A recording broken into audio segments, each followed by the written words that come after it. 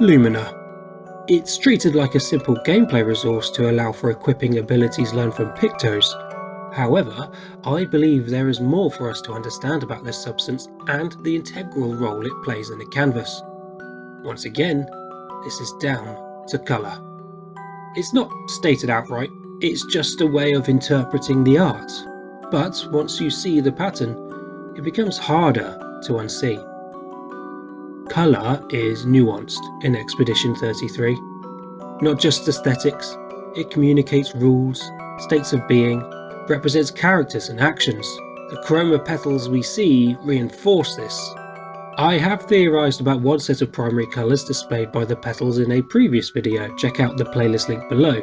What is less obvious though, is how Lumina appears to follow its own set of primary colours, and that may tell us something fundamental about life in the canvas. Let's begin with what we conclusively know from the game. We can convert the energy from defeated Nevrons into Lumina that allow for our expeditioners to harness the abilities of Pictos without actually having them equipped. Abilities you internalize by using a Pictos in battle after enough times. These abilities can then be equipped using Lumina points that are gained from each level up and by giving a painter a colour of Lumina. On the surface, sounds pretty done and dusted, but if Lumina is just this energy, then the form it takes and the colours associated with it shouldn't matter. And yet, colours differ. And it is here the theory begins to emerge. Let's start with Cyan. You know what this is. You might not know exactly what it is, but you know this is a Pictos. Pictos, or Lumina points, is represented with a luminous cyan colour. Lumina points themselves, the colour of Lumina icon, even Pictos we collect around the world. All cyan. Perhaps a game design decision that item pickups throughout the canvas needed to be able to stand out clearly, hence being so luminous. But observing Lumina's energy, we see logic, extracted from Nevrons, distributed to expeditioners, mined from a rock associated with Magenta. Every physical tint you then collect in the world is Magenta. Records, chroma catalysts, even colour of Luminas themselves, despite having cyan in the icon and converting into a cyan themed substance. This, to me, tells us something important. That Magenta is perhaps used to represent Lumina that exists materially. If we re-examine Pictos, they are images or glyphs that are etched onto the skin or painted onto machines using chroma. I'll stick to painting Pictos on my machines. I'm not cuckoo enough to put them on my body. Not truly, physically bound, harnessing the power of Lumina within the subject, expressed as form, but not actual form.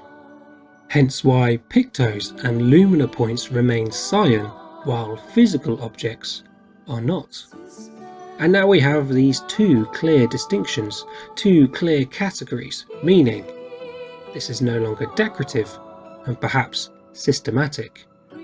But there are no yellow items to collect, so maybe this is all coincidence after all. I'm spending too much time looking for things that aren't there, like your English teacher. There is this luminous yellow. The most striking example of the Swords of Lumiere. They glow with the same luminous intensity as Pictos and tints. Let's briefly return to chroma. Gold is seen when a painter actively paints or gamages. Gold sits close to yellow, and even though this is still interpretive, the parallels are hard to ignore. If cyan reflects this life force or energy, Magenta reflects Lumina bound to a physical matter, then yellow may represent Lumina being used to actively create or destroy, transforming something out of the nothingness or returning it to it.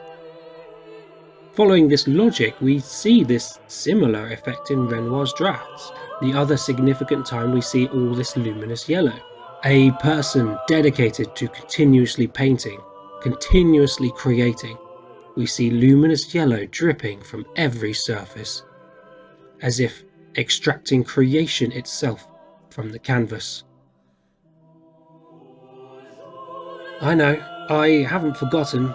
There is one obvious complication. Orange tints exist, but in the Cyan Magenta yellow model, orange is created by combining yellow with some magenta. That aligns surprisingly well with our theory. Orange items are costumes or weapons, crafted items from forging fires. We see similar colour schemes when a painter is forging in the camp.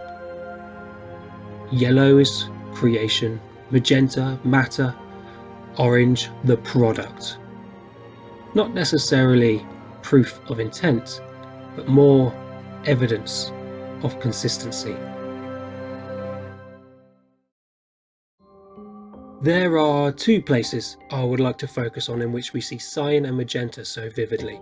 The Sacred River, and now thanks to the free DLC, Verso's Drafts. In the Sacred River, we see Cyan silhouettes of Gestrels awaiting rebirth. They lack physical bodies made of chroma, yet their essence remains frozen. The giant Gestrel in the middle of the river is Magenta.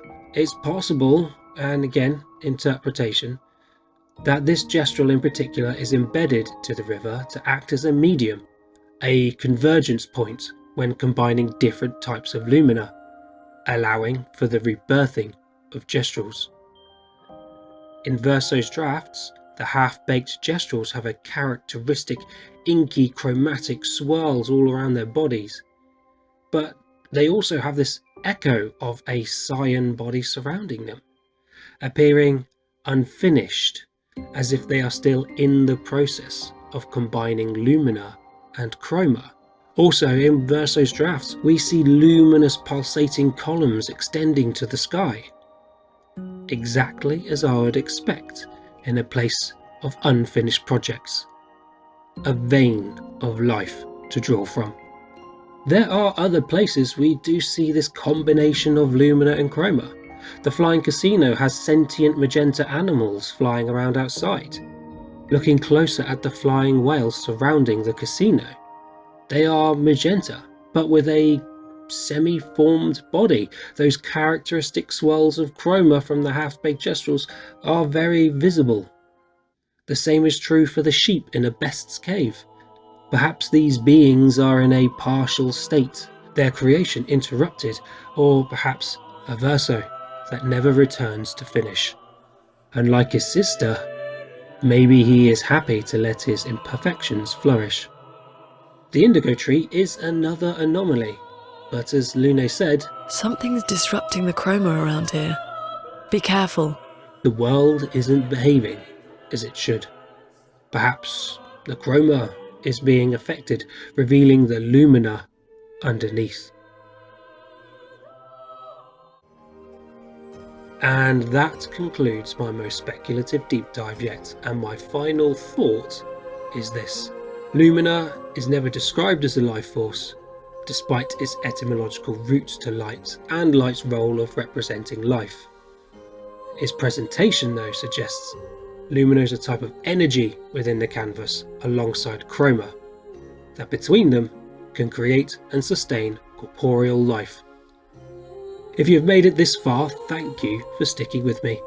You might find it interesting to go back and check the first few scenes of this video to see more of this theory in action with this new context. To the extent of how it truly operates perhaps remains to be uncovered further, I'm sure. I'm still cogitating on this, so please let me know how wrong or right you think I am in the comments below. There could be vital information I may have missed or skipped over, so please do go on and let me know. I'm interested in unravelling the mysteries of the canvas together. Thank you for watching, and hopefully I'll see you next time.